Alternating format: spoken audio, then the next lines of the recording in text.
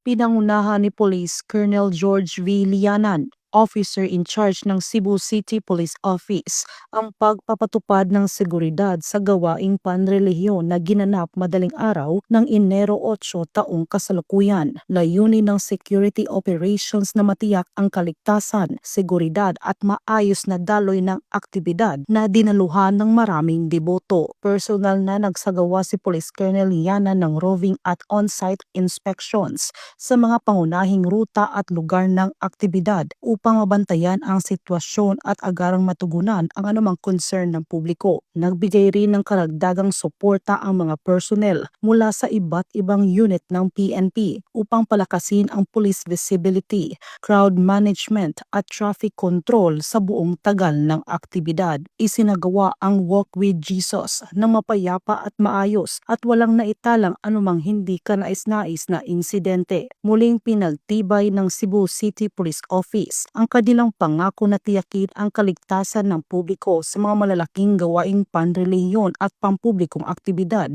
sa lungsod. Mula dito sa Cebu City Police Office, ako yung Police News Network Correspondent, Patrolwoman ni Kia Cañedo, alagad ng batas, tagataguyod ng Balitang Pulis.